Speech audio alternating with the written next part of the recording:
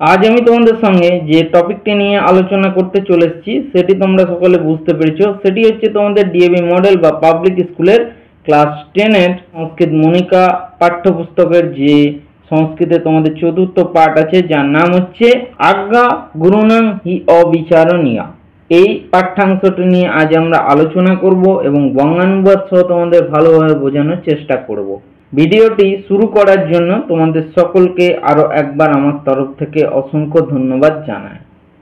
তো যারা এখনো পর্যন্ত আমাদের চ্যানেলটি সাবস্ক্রাইব করে উঠতে পারোনি তারা অবশ্যই সাবস্ক্রাইব বাটনটি প্রেস করে চ্যানেলটি পাশে থাকতে ভুলো না, এবং যারা অলরেডি আমাদের চ্যানেলটি সাবস্ক্রাইব করে রেখেছো তাদেরকে জানাই আরো একবার অসংখ্য ধন্যবাদ। তাহলে চলো দেরি না করে আমরা সরাসরি মূল টপিকের দিকে এগিয়ে যায়। চতুর্থ পাঠ আজ্ঞা গুরুনাং হি অবিচারণীয়।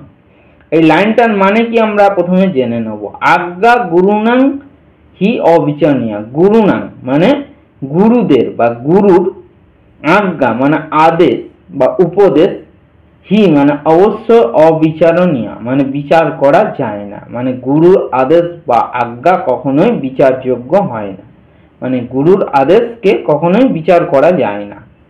তাহলে দেখো প্রথমে শুরু হচ্ছে কিরকম, অদ্য শিক্ষক দিবস। আজ শিক্ষক দিবস। শিক্ষক দিবস তোমরা সকলেই জানো যে 5 সেপ্টেম্বর হচ্ছে শিক্ষক দিবস। তো শিক্ষক দিবস কি জন্য হয় তোমরা সকলেই জানো, সেই দিন হচ্ছে ডক্টর সর্বপল্লী রাধাকৃষ্ণনের জন্মদিন। তিনি কিন্তু একজন টিচার ছিলেন। তারপর কি বলছে, আচার্য মহোদয় কক্ষং প্রবিশতি। আচার্য মহাশয় সেই শ্রেণী কক্ষের মধ্যে প্রবেশ করলেন।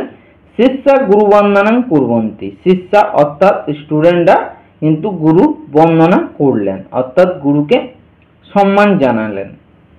তারপরে একটা লাইন দেওয়া আছে দেখো, অজ্ঞান তিমির অন্ধস্য জ্ঞানাঞ্জন শলাকায়া চক্ষু রুন্মিলিতং येन তস্मै শ্রী গুরুবে নমঃ। তাহলে এটা একটু ভেঙে ভেঙে আমরা বুঝবো।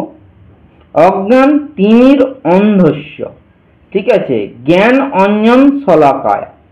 এটার মানে কি, অজ্ঞান তিমির অন্ধস্য। তিমির মানে হচ্ছে অন্ধকার, মানে অন্ধকে, ঠিক আছে, অন্ধকারের, অজ্ঞান তিমির অন্ধস্য মানে একজন অন্ধকে, তিমির মানে অন্ধকারের, কিসের অন্ধকার না অজ্ঞান তিমির, অজ্ঞানের অন্ধকার থেকে জ্ঞানাঞ্জন শলকায়া মানে জ্ঞান অঞ্জন, জ্ঞানের জ্ঞানরূপী শলাকার দ্বারা, ঠিক আছে, বা জ্ঞানের দ্বারা আমাদের যিনি চক্ষু রুন্মিলিতং, উন্মিলিতং থেকে হয়েছে রুন্মিলিতং, চক্ষু বিসর্গ উন্মিলিতং। তাহলে কি হবে, চোখ যিনি উন্মিলিতং, চক্ষু মানে চোখ, উন্মিলিতং মানে যিনি খুলে দেন, ঠিক আছে, येन সেই বা তস্মৈ, येन মানে যিনি খুলে দেন, তস্মৈ তাকে অর্থাৎ সেই গুরুকে, শ্রী গুরুবে নমঃ সেই গুরুকে প্রণাম জানাই বা নমস্কার জানাই।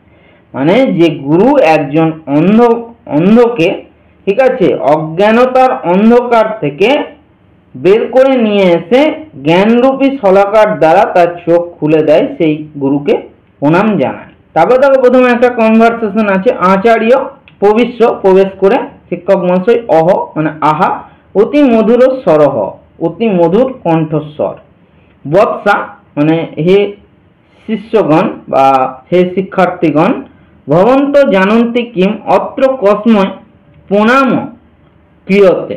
বলছে ভবন্ত মানে তোমরা, জানন্তি কিম তোমরা জানো কি, কিম মানে কিম, অত্র এখানে, কসময় প্রণাম ক্রিয়তে এখানে কাকে প্রণাম করছো, রাকেশ। তখন রাকেশ নামে একটি স্টুডেন্ট বলছে বিচিন্ত, বিচিন্ত মানে চিন্তা করে, তস্মৈ শ্রী গুরুবে নমঃ, তস্মৈ মানে সেই, শ্রী গুরুবে অর্থাৎ টিচারকে বা শিক্ষক মহাশয়কে নমঃ নমস্কার।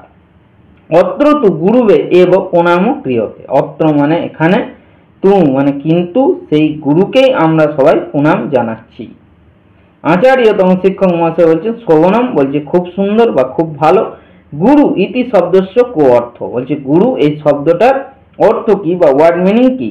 সুমেধা নামে একজন স্টুডেন্ট বলছে ননু আচার্য এব, ননু মানে নিশ্চয় আচার্যই বা শিক্ষক মহাশয়। আচার্য তখন বলছে শোভনম খুব ভালো।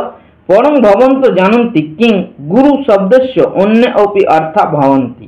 পরং মানে কিন্তু, ভবন্ত জানন্তি ভবন্ত মানে তোমরা জানো কিং মানে কি তোমরা জানো কি যে গুরু শব্দস্য গুরু এই শব্দটার অন্য অপি অর্থা ভবন্তি গুরু এই শব্দটা একটা অন্য কিন্তু অর্থ আছে বা অন্য একটা অ্যানাদার ওয়ার্ড মিনিংও আছে।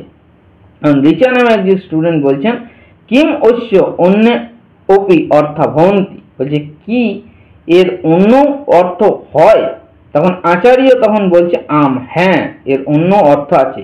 শব্দার্থং দৃষ্টব বদন্তু বলছে ওয়ার্ড মিনিং দেখে বা শব্দার্থ দেখে তোমরা বলো। রাধিকা নামে এক স্টুডেন্ট বলছে জ্ঞান বৃদ্ধ আদরণীয় গরিষ্ঠ জ্ঞান বৃদ্ধ মানে জ্ঞানের দিক থেকে যিনি বড় বৃদ্ধ মানে বড় আদরণীয় মানে যিনি সম্মানীয় আর গরিষ্ঠ মানে যিনি বয়সে বড় তাকেই বলা হচ্ছে গুরু। এই তিনটে মানে জ্ঞানবৃদ্ধ আদরণীয় আর গরিষ্ঠ। আচার্য তখন বলছে আম বলছে হ্যাঁ ঠিক বলেছ জ্ঞাতব্যং ইয়ৎ জ্ঞানবৃদ্ধ ইয়তি বাল অপি স্যাৎ স অপি পূজনীয়। জ্ঞাতব্যং মানে জেনে রাখা উচিত ইয়ৎ যে এই জিনিসটা জেনে রাখা উচিত যে জ্ঞানবৃদ্ধ মানে জ্ঞানের দিক থেকে যিনি বড় বৃদ্ধ মানে বড় সে যদি বয়সে ইয়দি বাল অপি স্যাৎ জ্ঞানের দিক থেকে যদি সে খুব বড় হয় এবং বয়সের দিক থেকে সে যদি বালকও হয়ে থাকে ঠিক আছে স্যাৎ মানে হয় স অপি পূজনীয় কিন্তু পূজনীয় বা তিনিও সম্মানীয়। তখন অভিষেক অভিষেক নামে স্টুডেন্ট বলছে আম বলছে হ্যাঁ অস্মাভি পঠিতম অপি বলছে আমরা এই জিনিসটা কিন্তু পড়েছি কখন কোথায় পড়েছো তোমরা অষ্টাবক্রস্তু অষ্টাবক্রহ তু থেকে হচ্ছে অষ্টাবক্রস্তু দ্বাদশ বর্ষীয় এব আসিত পরন্তু সর্বই বন্ধ জ্ঞাত বলছে অষ্টাবক্রের কাহিনী আমরা কিন্তু পড়েছি যার বয়স মাত্র 12 ইয়ার্স ছিল 12 বছর দ্বাদশ বর্ষীয় 12 বছর হলেও পরন্তু তিনি কিন্তু সর্বে বন্ধ জাত কিন্তু তার সবকিছুই কিন্তু শাস্ত্রের ব্যাপারে সবকিছুই জানা ছিল ঠিক আছে। আচার্য তখন বলছে সাধু বলছে হ্যাঁ ঠিক বলেছো খুব ভালো এবং যুষ্মাসু অপি কশ্চিৎ সবিদ্যা জ্ঞানেন চ গুরু ভবিতুং শক্নোতি বলছে এইভাবেই যুষ্মাসু তোমরাও কশ্চিৎ কেউ না কেউ সবিদ্যা জ্ঞানেন চ নিজের বিদ্যার দ্বারা চ মানে এবং জ্ঞানের দ্বারা গুরু ভবিতুং শক্নোতি তোমরাও কিন্তু গুরু হতে পারো বা সক্ষম শক্নোতি মানে সক্ষম বলছে এরকম কিন্তু তোমরা তোমাদের নিজেদের বিদ্যা এবং জ্ঞানের দ্বারা গুরু হতে পারো। রিচা তখন বলছে কিম সত্যম বলছে এটা কি সত্যি বলছে ইট ইজ ট্রু। আচার্য তখন বলছে আম বলছে হ্যাঁ ইয়েস এটা হচ্ছে ট্রু ইট ইজ ট্রু। শ্রাবয়ামি একাং কথাং যত্র বানরাণাং বরিষ্ঠস্থ যুৎপতেহ উপদেশম অবমাত্র বানরা দুঃখিনঃ ভবন্তি যে হ্যাঁ বলছে শ্রাবয়ামি একাং কথাম বলছে একটি কাহিনী শোনা যাক যত্র যেখানে বানরাণাং বরিষ্ঠস্য বানরদের মধ্যে সব থেকে বরিষ্ঠ মানে বয়সের দিক থেকে যে বড় যুৎপতে মানে দলের যিনি পতি অর্থাৎ সম্রাট বা সর্দার তার উপদেশম অবমত্ত তার উপদেশ না মেনে বা অবমাননা করে সমস্ত বানরা কিন্তু দুঃখিত ভবন্তি দুঃখিত হয়েছিল। সর্বে ছাত্রা তখন সমস্ত ছাত্রছাত্রীগণ বলছে শ্রোতুম ইচ্ছামহ বলছে হ্যাঁ আমরা সেই বানরদের কাহিনী কিন্তু শুনতে ইচ্ছা প্রকাশ করছি বা ইচ্ছা করি।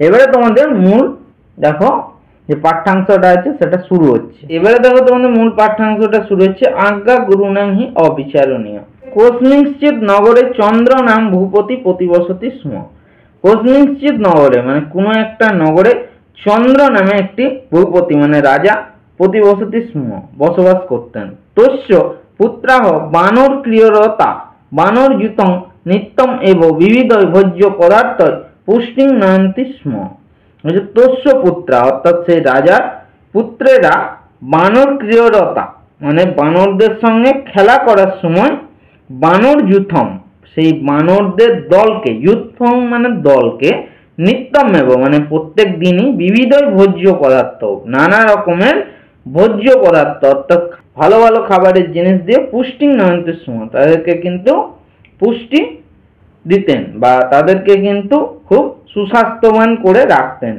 তস্মিন রাজগৃহে বালবাহন যজ্ঞম মেষ যুথম আসিত মেষ অর্থাৎ ভেড়াদের দল ছিল, মেষযুতম মানে ভেড়া দল ছিল, অর্থাৎ সেই রাজার রাজগৃহে সেই রাজার সন্তানদের মানে বহন করার জন্য বা তাদের সঙ্গে খেলা করার জন্য কিন্তু ভেড়ার দল ছিল। তেসাং মেষানাম মধ্যে একহ মেষহ জিহ্বা লোলুপতয়া অহর্নিশম মহানসং প্রবিশ্য যৎ পশ্যতি তৎ ভক্ষয়তি। বলছে তেসাং মেষানাং মধ্যে, বলছে সেই মেষানাং মধ্যে অর্থাৎ সেই ভেড়াদের মধ্যে একটি ভেড়া, একমেষ একটি ভেড়া, জিহ্বা লোলুপতয়া মানে খুব জীবের দিক থেকে খুব লোভী ছিল, ওকেই বলা হয়েছে জিহ্বা লোলুপতয়া অহর্নিশং মানে সব দিন রাত, ঠিক আছে, মহানসং অর্থাৎ রান্নাঘরের মধ্যে কিচেনের মধ্যে প্রবেশ করে যৎ পশ্যতি যা দেখতে পেত তৎ ভক্ষয়তি তাই খেয়ে নিত। তে চ সুপকারাহা যৎ কিঞ্চিৎ কাষ্ঠং মৃন্ময়ং ভাজনং কাশ্য তাম্রপাত্রং বা পশ্যন্তি তেন তম আশু তাড়য়ন্তি স্ম। যে তে চ সুপকারাহা, তে চ মানে আর, তে মানে সেই, সুপকারাহা মানে হচ্ছে রাঁধুনি, তো আর যে রান্না করতো সেই তাকে বলা হচ্ছে সুপকারা, আর সেই রাঁধুনি কুকম্যান কিন্তু যৎ কিঞ্চৎ মানে যা কিছু পেতেন অর্থাৎ কাঠ, মৃন্ময়ং অর্থাৎ হচ্ছে মাটির কিছু, ভাজনং মানে বাসনপত্র, তারপরে কাশ্য তাম্রপাত্রং কাঁসার এবং তামার কিছু জিনিসপত্র, বা পশ্যন্তি যা কিছু দেখতে পেতেন, তেনতম সেই সমস্ত দিয়ে কিন্তু তাকে আশু মানে খুব শীঘ্রই বা তাড়াতাড়ি, তাড়য়ন্তি স্ম মানে তাকে তাড়িয়ে দিতেন। মেষস্য সুপকারানাং চ কলহম অবেক্ষ নীতিবিদাম অগ্রণী মানরযুৎপত্তি অচিন্তয়ৎ। হচ্ছে মেষস্য সুপকারানাং চ সেই ভেড়াদের মধ্যে আর রাঁধুনির মধ্যে, সুপকারানাং মানে রাঁধুনির মধ্যে, কলহম অর্থাৎ ঝগড়া, অবেক্ষ মানে দেখে, নীতিবিদাম অর্থাৎ যিনি ভালো কিন্তু জ্ঞানী, অর্থাৎ যিনি ভালো কিন্তু বুঝতে পারেন ঘটনা, সেই অগ্রণী অর্থাৎ সর্দার, বানর যুৎপথে অর্থাৎ বানর দলের কিন্তু সর্দার অচিন্তায় চিন্তা করেছিল। এতেসাং কলহ ন বানরানাং হিতায়, যে এই দুজনের মধ্যে ঝগড়া কিন্তু বানরদের কে খুব একটা কল্যাণকর হবে না বা বানরদের ভালো হবে না এই দুজনের মধ্যে ঝগড়া। এবং বিচার্যং স যুথপ সর্বান কপিন আহুয় রহস্যি অবদৎ। এবং বিচার্য এইরকম চিন্তা ভাবনা করে এবং মানে এইরকম সযুথম সে সেই সমস্ত দলের, সর্বান কপিন সমস্ত কপিন মানে বানরদেরকে, আহুয় মানে ডেকে, রহস্যি অবদৎ মানে একান্তে বা গোপনে, অবদৎ বলেছিলেন। সুপ কারণাং মেষেন সহ এসো কলহ নুনং ভবতাং বিনাশ কারণং ভবিষ্যন্তি। বলছে এই রাঁধুনি আর ভেড়াদের মধ্যে এই ঝগড়া নিশ্চয়ই ভবতাম মানে আমাদের বিনাশের কারণ হবে বা ধ্বংসের কারণ হতে পারে। উত্তম চ একটা লাইন রয়েছে, দেখো বলছি আমি শ্লোকটা। তস্মাৎ সৎ কলহ যত্র গৃহে নিত্যম অকারণঃ তদ্গৃহং জীবিতং বাঞ্ছন দূরত পরিবর্জয়েৎ। তাহলে কি বলছে, যত্র গৃহে নিত্যম অকারণম কলহ স্যাৎ তদ্গৃহং জীবিতং বাঞ্ছন দূরম পরিবর্জয়েৎ। যত্র গৃহে নিত্যম অকারণম কলহ স্যাৎ, যত্র গৃহে মানে যে ঘরে, নিত্যম মানে প্রতিদিন, অকারণ অকারণে, কলহ স্যাৎ ঝগড়া হয়, তস্মাৎ সেই হেতু বা সেই কারণে, জীবিতং বাঞ্ছন মানে জীবনকে, বাঞ্ছন মানে বাঁচানোর জন্য বা প্রাণকে বাঁচানোর জন্য, গৃহং পরিবর্জয়ৎ সেই ঘরকে দূরে, সেই ঘরকে ত্যাগ করে, দূরম বাঞ্ছন মানে দূরে চলে যাওয়া উচিত। ততঃ সর্বেষাং সংশয় ন ভবেৎ তদেতদ রাজভবনম পরিত্যজ্য বনং গচ্ছাম ইয়ৎ। তত অতএব সর্বেষাং সংশয় ন ভবেৎ, বলছে অতএব সর্বেষাং সবার যাতে, সংশয় মানে বিপদ যাতে, ন ভবেৎ না হয়, তদেতদ সেই কারণে, রাজভবনম পরিত্যাজ্য রাজভবন পরিত্যাগ করে আমরা সবাই বনং গচ্ছাম মানে বনে চলে যাব। ইয়তঃ কারণ কি, এখানেও একটা দেখো কোটেশন আছে, কলহন্তানি হর্মানি কুবাক্কান্তং চ সৌহৃদম কুরাজ্যানি রাষ্ট্রানি কুকর্মান্তং যশ নৃণাম। তাহলে এটাকে আমি ভেঙে বলে দিচ্ছি, দেখো বুঝতে পারবে। হরমানি কলহন্তানি মানে ঝগড়ার কারণে হরমানি অর্থাৎ ঘর সংসার, কলহন্তানি মানে হরমানি অর্থাৎ ঘর সংসার, কলহন্তানি ঝগড়ার কারণে নষ্ট হয়। সৌহৃদম চ চ মানে আর, সৌহৃদম কুবাক্কান্তং, সৌহৃদম মানে মিত্রতা বা বন্ধুত্ব খারাপ কথাবার্তার মাধ্যমে শেষ হয়ে যায়। রাষ্ট্রানি কুরাজান্তানি, রাষ্ট্রানি অর্থাৎ দেশ কুশাসকের ফলে কুরাজার ফলে ধ্বংস হয়। আর কি বলছে, যশ নৃণাম কুকর্মান্তং, বলছে নৃণাম মানে হচ্ছে মানুষের, যশ অর্থাৎ খ্যাতি, কিন্তু কুকর্মের ফলে বা খারাপ কাজের ফলেই ধ্বংস হয়। তস্য বচনম অশ্রদ্ধায়ং মত্বা মদদ্ধতা কপয় প্রহস্য অবদান, বলছে সেই যুৎপতির অর্থাৎ সেই বানর দলের সর্দারের বচনম মানে কথাটাকে অশ্রদ্ধেয়ং অশ্রদ্ধা মতবা মানে মনে করে, মদদ্ধতা মানে অত্যন্ত গর্বিত বা অহংকারী, কপয় মানে বানরেরা, প্রহস্য খুব হেসে, অবদন বলেছিলেন। ভো কিম ইদম উচ্চতে, বলছে ভো মানে ওহে, কিম ইদম কি জন্যে তুমি এইরকম বলছো, উচ্চতে মানে বলা, ন বয়ম স্বর্গ সমান উপভোগান বিহায় অটব্যাং সার তিক্ত কষায় কটু রুক্ষ ফলানি ভক্ষয়িষ্যামঃ, বলছে বয়ম ন, বলছে আমরা কখনোই স্বর্গ সমান উপভোগ্য, স্বর্গে যেমন বাস করলে উপভোগ করা যায় সেরকম স্বর্গের সমান উপভোগ্য এরকম রাজ অট্টালিকা বিহায় মানে এটাকে ছেড়ে দিয়ে, অটব্যাম বনে গিয়ে, সারং তিক্ত, সারং মানে হচ্ছে যেটা কষা, তিক্ত মানে তেতো, ঠিক আছে, কষায় মানে আরো কটু কষা, ঠিক আছে, রুক্ষ ফলানি অর্থাৎ যে ফলগুলো শুকিয়ে গেছে সেগুলো বলে রুক্ষ ফলানি, বলছে সেরকম আমরা সবাই ভক্ষয়িষ্যামি খাবো, বলছে আমরা এই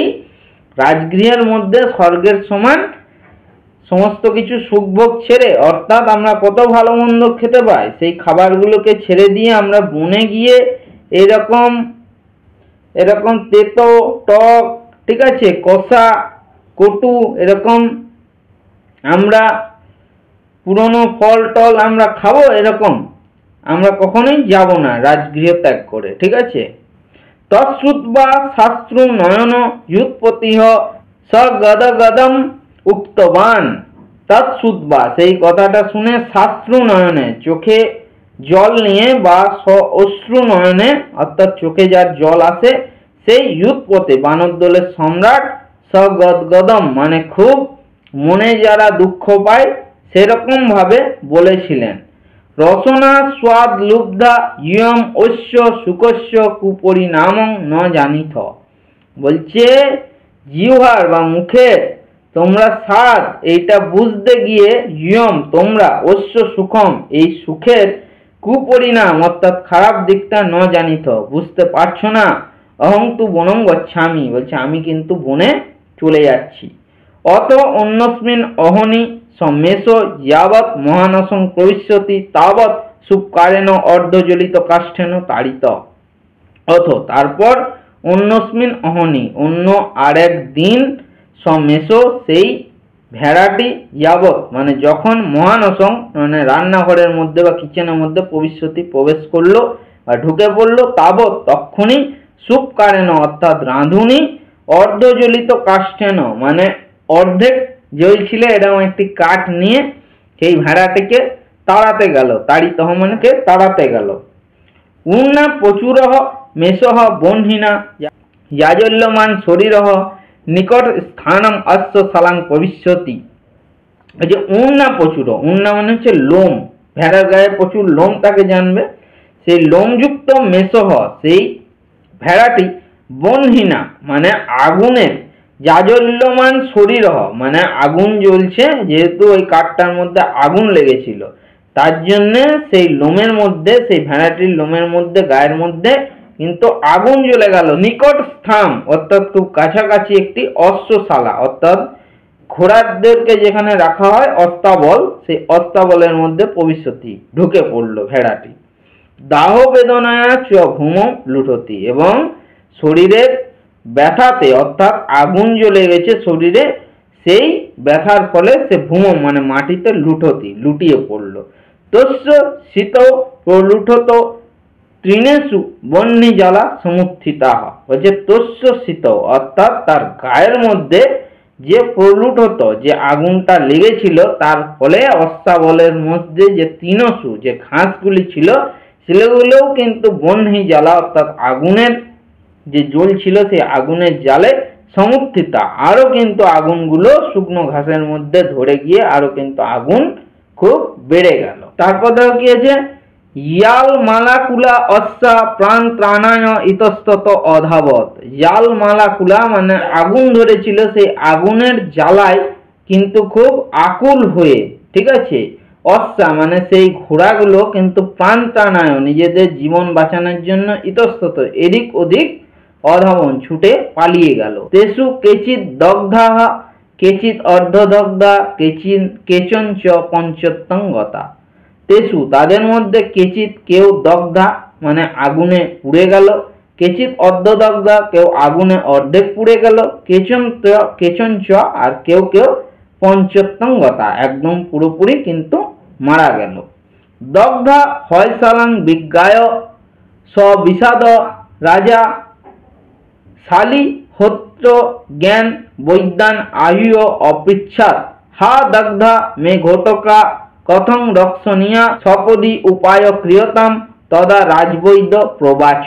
কি বলছে, দগ্ধা হয়সালাং বিজ্ঞায়, বলছে এরকম আগুন জ্বলছে এরকম অস্তাবল, হয়সালা মানে অস্তাবলকে কিন্তু বিজ্ঞায় এটা জানতে পেরে সবিষাদ খুব দুঃখের সঙ্গে রাজা শালীহোত্র জ্ঞান বৈদ্যান, শালীহোত্র জ্ঞান বৈদ্যান আহ্য। শালীহোত্র জ্ঞান হচ্ছে একটা ভেটেরিনারি অর্থাৎ পশু পাখিদের মানে চিকিৎসা গ্রন্থ, সেই চিকিৎসা গ্রন্থটার নাম হচ্ছে শালীহোত্র জ্ঞান, অর্থাৎ সেই শালীহোত্র জ্ঞান অর্থাৎ সেই বইটার জ্ঞান আছে এমন বৈদ্যদেরকে আহ্য ডেকে অপৃচ্ছদ জিজ্ঞাসা করলেন, হা দগ্ধা মে ঘটিকা, হাই আমার কি হলো, সমস্ত ঘোড়া আমার কিন্তু পুড়ে গেল।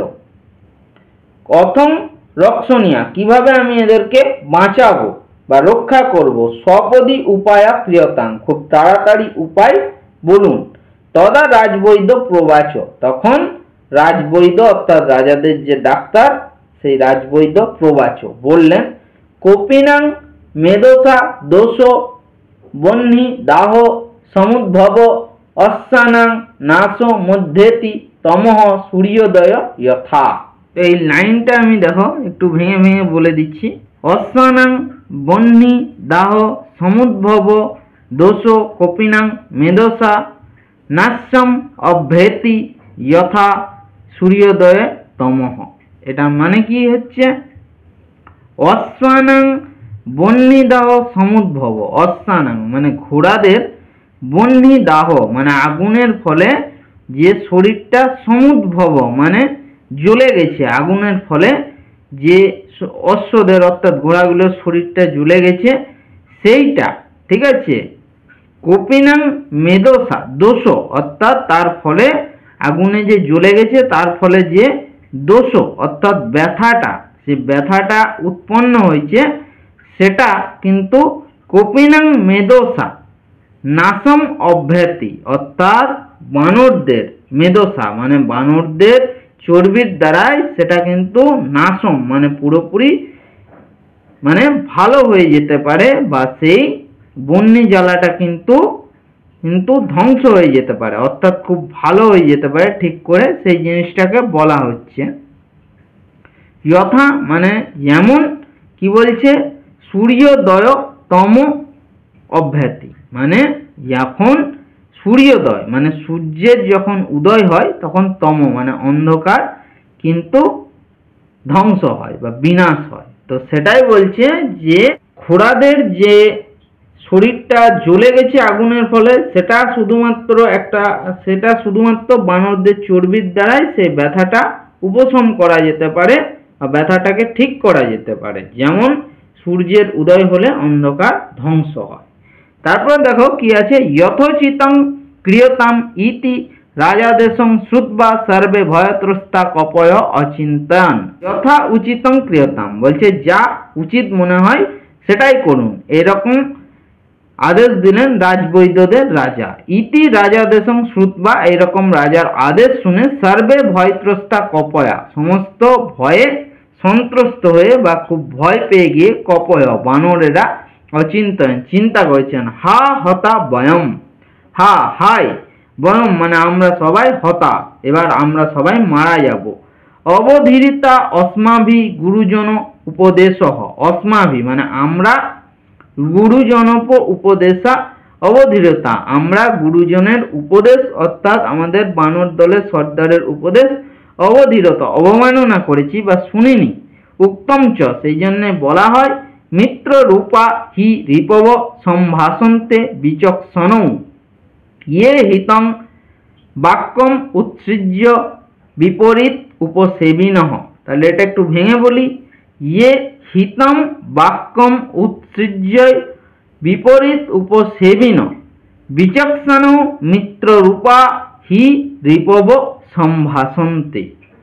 হচ্ছে ইয়ে মানে যারা, হিতম বাক্যম মানে উপকারী কথাবার্তাকে, উৎসৃজ্য মানে ছেড়ে দিয়ে বা অবমাননা করে, বিপরীত উপসেবিন মানে বিপরীতগামী হয় বা অন্য পথে চলে যায়, তারা কি বিচক্ষণ মানে সেই সমস্ত বিচক্ষণ লোকদের কিন্তু মিত্ররূপা মানে বন্ধুত্বের মতনই, কিন্তু তারা কিন্তু রিপব সম্ভাষন্তে তারা শত্রু রূপে কিন্তু বিবেচিত হয়। মানে যারা কোনো গুরুজনদের উপদেশ না শুনে বিপরীতগামী হয়, তারা কিন্তু মিত্ররূপে থেকেও কিন্তু প্রকারান্তরে লাস্টে নিজেরাই নিজেদের শত্রু হয়। যেমন এখানে কি হলো ঘটনাটা, যখন সেই বানর দলের সম্রাট বললেন বা সর্দার বললেন যে তোমাদের কিন্তু এই